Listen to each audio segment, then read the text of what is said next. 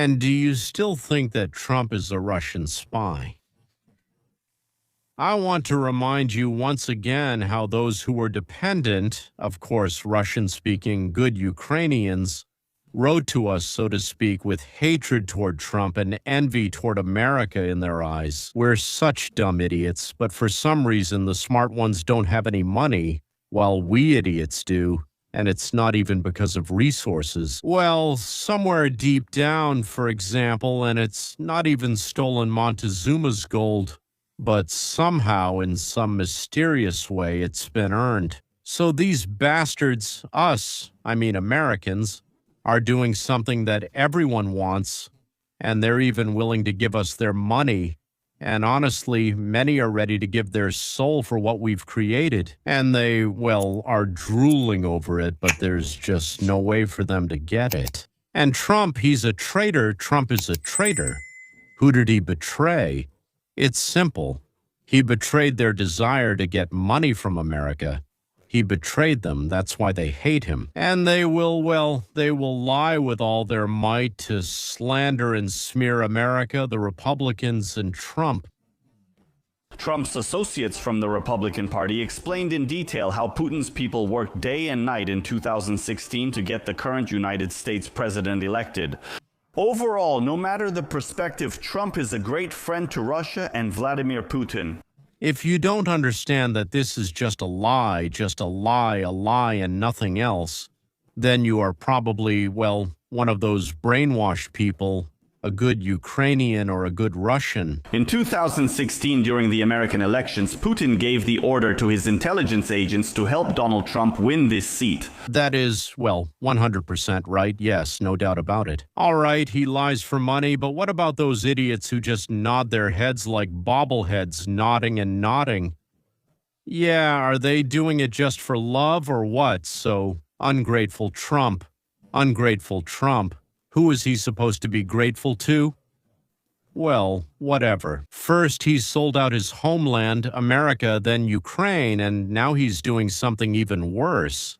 He's biting the hand that feeds him. Well, that is Vladimir Vladimirovich Putin, or as some people here say, Lily Putin, as his well-wishers call him. And here we have another little idiot.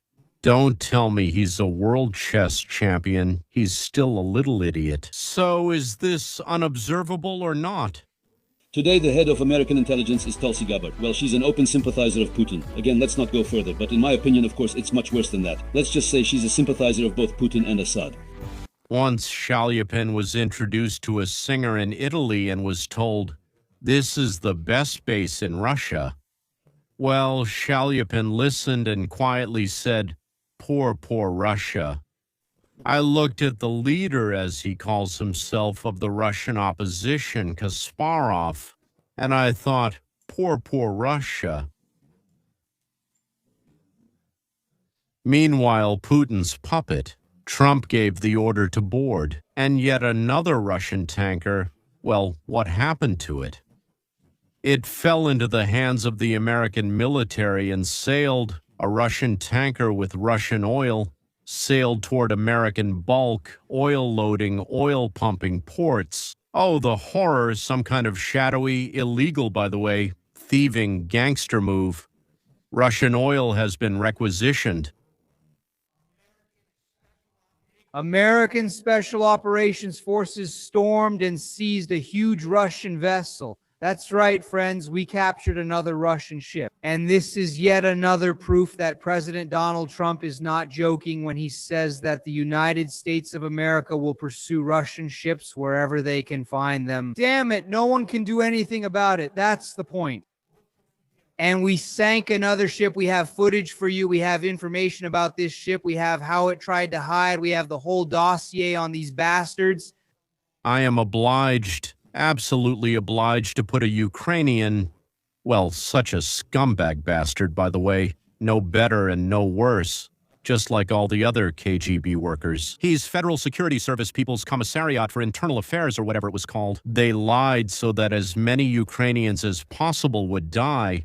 They lied so that as many Ukrainians as possible would die. It seems they were given an order: make sure the war doesn't stop. In essence, Donald Trump became a direct accomplice to the war crimes committed by Vladimir Putin. He has been terribly dependent on Vladimir Putin since Soviet times, when he was recruited by the Committee for State Security, the 6th Directorate. This is economic counterintelligence under the alias Krasnov. Such a tired, kind, restrained, masculine love for money and for epaulets, of course. And now it's ours. We took it from the United States of America, and our brave military carried out a flawless operation. President Donald Trump made himself perfectly clear. Federal Governor of the Federal Committee for the Municipality of St. Petersburg, Federal Governor of America and St. Petersburg. If you are a sanctioned oil tanker, we will stop you. But wait a second. Trump only does what Putin tells him to do. Trump has a very clear record over many, many years. He never ever says anything bad about Putin, or even anything that could relatively cause Putin not even offense, but just a slight displeasure. This is a well-known phenomenon. It's been discussed many times. There's something going on there. I don't think it's just a coincidence. That is, it can't be part of some kind of Trump negotiation tactic toward Putin or anything like that. The fact is, he never allowed himself to say even half a word, not even slightly offensive toward Putin. There's something more serious behind this. That can't be. It's been happening for years. Now into a second presidential term with serious circumstances, a war, and Putin's actions. Never, not once, has Trump said anything bad about whom? About Putin, about his boss. He hasn't said anything bad. And they just want Trump to talk nonsense because they don't know how to do anything else themselves. And when a person doesn't just talk nonsense, they think there's something wrong with him. Well, you know, there's a story like that, so to speak. We believed we'd hit rock bottom, but as soon as we accepted it, someone knocked from below. The same thing is happening with our two heroes. We thought they had already hit rock bottom, reached the lowest point, but it turns out, no, there's still further down to go. It's more or less established that the KGB of the Union of Soviet Socialist Republics had a large file on Trump since at least the mid-1980s, at least since 1986. Most likely, as we know from the practices of the security agencies after the end of the Union of Soviet Socialist Republics, this file didn't go anywhere. And it was surely updated with all sorts of Trump's adventures in Russia in the 1990s. Developer projects, various visits, presentations, women, you name it. Trump had connections with some very shady mafia figures. Dear Vladimir Milov and Kisly Yevgeny Kiselyov. Where do you think you're going with those mugs of yours? Well, we're not going to pay you anymore. It's over. Yes, everything's been explained. You don't need to stress yourself. Just start talking about gardening or pregnancy prevention or something. So Yuveli Kiselev has a son named Alexei. After studying in London and the United States, he returned to Moscow, where he works as a television producer. Well, I mean, he works for Putin, maybe not directly, but indirectly. Well, I think for the regime, not for Putin personally. I think Yevgeny won't say much that could harm his son or his grandson as well. I believe he has one grandson, if I'm not mistaken. I think he has just one grandson. Yes, as far as we know. By the way, Milov also has a son in Russia, and he calls himself an opposition politician. So, what do you think? Is he really going to be that much of an opposition figure if his son is in Russia and they just treat it like that over there? Well, no, United States Agency for International Development has more money. What can you do? Now you have to work for Putin. What am I getting at? The point is, you're being fooled, ladies and gentlemen. Let me spell it out for you. Fooled.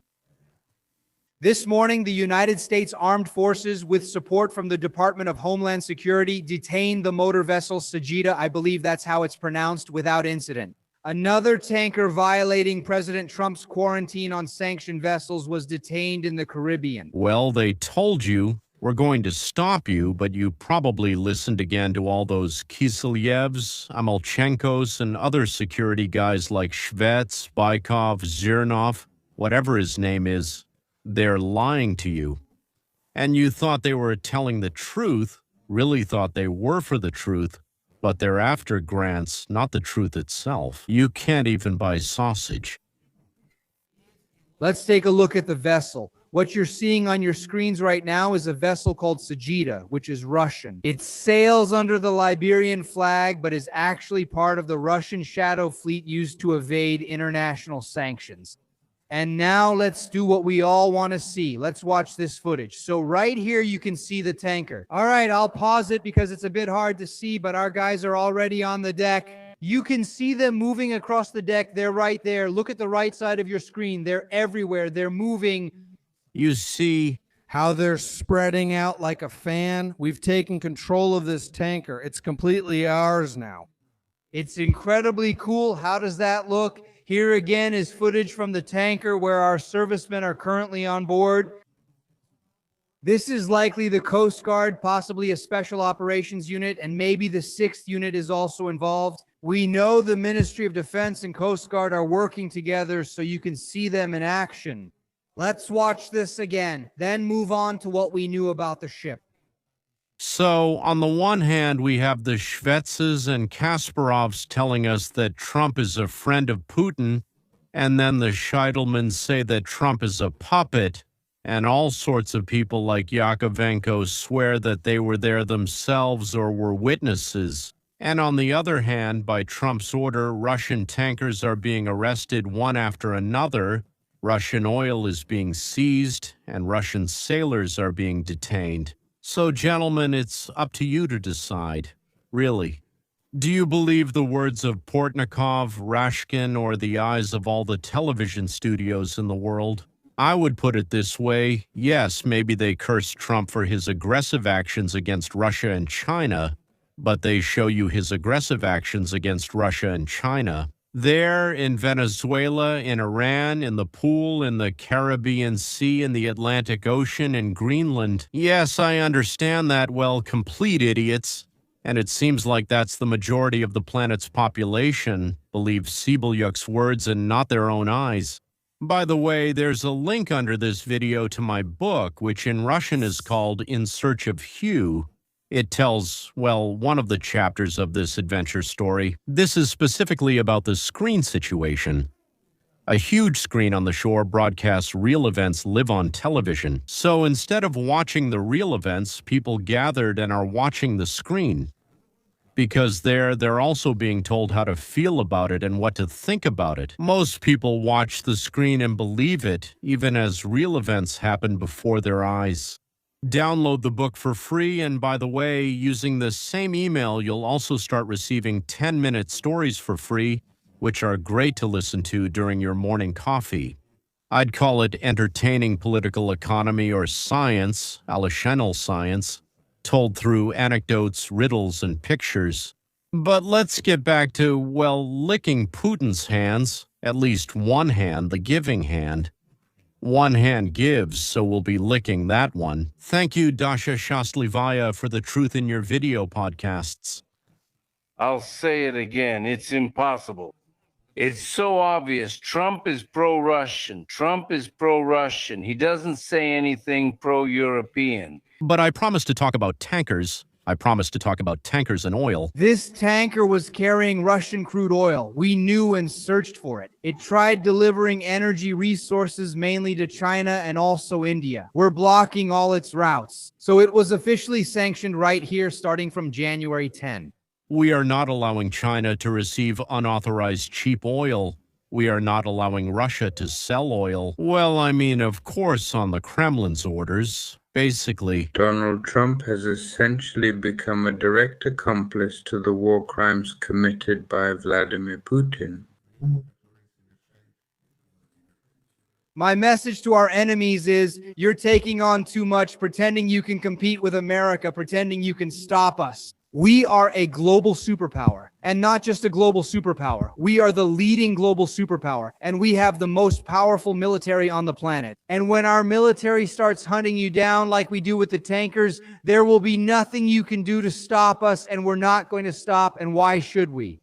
Our enemies want to hurt us. They want to harm this country. They want to stockpile resources to wage war against the United States of America. We will not let them get the oil. How stupid would we have to be to let them stockpile oil? That's not going to happen. We are a year, maybe 2 to 5 years away from a real war with China, a hot war with the Chinese. How do we prevent this war from ever starting? You deplete China's oil reserves. If you don't have oil, you can't fight a war. It's that simple. It's just that simple. Who is right, General Melchenko or David Hockstead?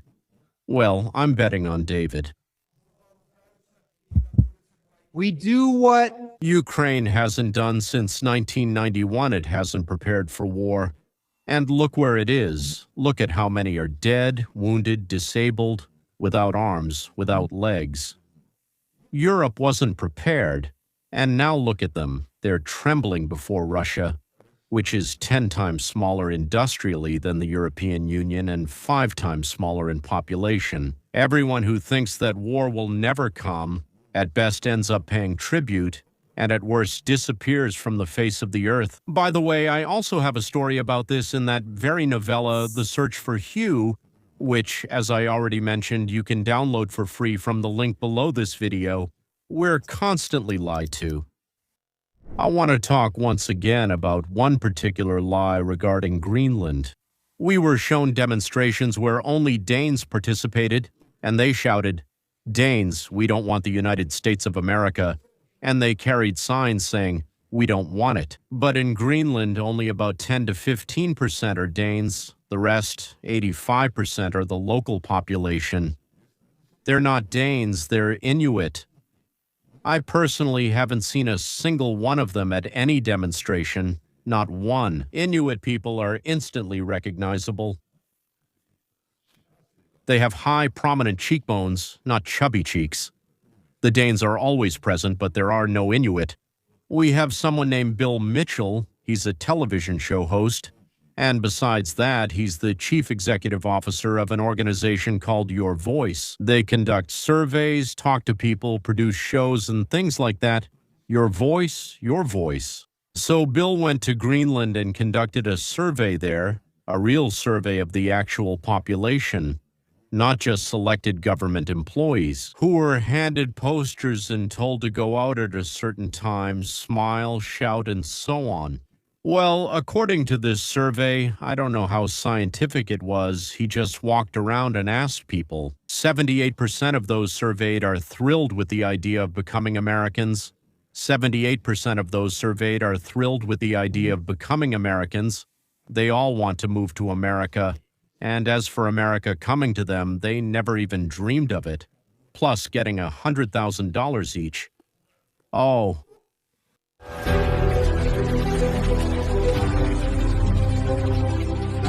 What would you say to Donald Trump if given the chance? Yes, God bless you. You are so strong and we love you very much.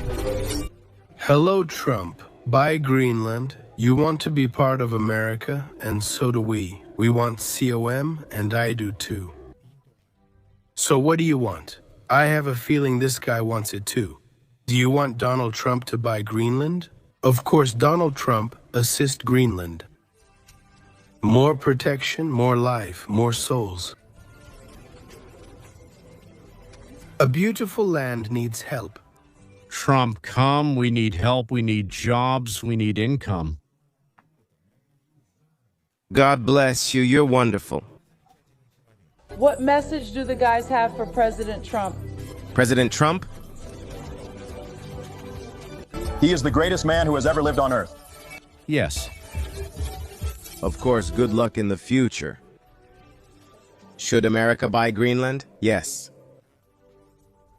Here you can see both Danes and Inuits, and these are not Potemkin villages. This is the reality of the island. Greenland, why do you want America on your island? What do you think will improve in Greenland if Trump buys the country? The education system and the healthcare system. So, you're unhappy with what Denmark is doing for you now? Denmark doesn't care about us. Be careful. So, do you think you would be better off with the United States rather than with Denmark? I think so. It's simple. They say Trump will be better for us. The real owners of the island are the ones saying this. You ask, where else are they lying to us? Where else are they lying to us? Everywhere, for example, they tell us that Obama never proposed forcibly deporting illegal immigrants from the country during his election campaign. They think that we won't look for the original sources, but we have what you call critical thinking, and we need facts. Here are the facts. Here. The debates between Obama and Hillary Clinton are not what they're trying to sell us, but what actually happened. What's already written in ink, so you can't erase it with an axe or anything else. The Bush administration did nothing to control the problem that we had. 5 million illegal workers have crossed the borders since George Bush took office. This has become an extremely serious problem, and Americans are concerned because they see their own economic situation getting worse. It's not uncommon for employers to exploit these illegal workers. They don't pay them minimum wage, and they don't follow workplace safety laws. And that's why we need to create a comprehensive solution to this problem. I have already stated that as president, I will make sure that we finally have the border security we need. That's step number one. Step two is to go after the employers right now. Any employer has a better chance of being struck by lightning than being held accountable for hiring an illegal worker. That must change. They should be held accountable.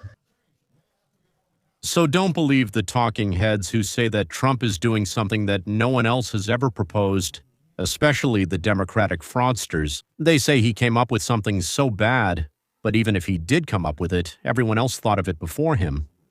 They all talked about it, but he was the one who actually started doing it, like with moving the embassy from Tel Aviv, the American embassy in Israel, to Jerusalem. Everyone talked about it, everyone talked, but no one did it. Trump said, since I said it, I have to do it. A guy says something, a guy does it. Well, basically, that's where we wrap things up. Now, tomorrow we'll talk about the year, because on the 20th the year ended. Formally the 21st, but he actually started on the 20th, you could say. Yeah, his first day was the 21st. So, we'll talk about it. Donald J. Trump has spent exactly 1 year in the Oval Office. Has he become the best president of the last 100 years, as many say? Or the worst nightmare, or something in between? And with that, gentlemen, see you later. There's still all sorts of news today, and tomorrow we'll talk about the year. Goodbye, editor.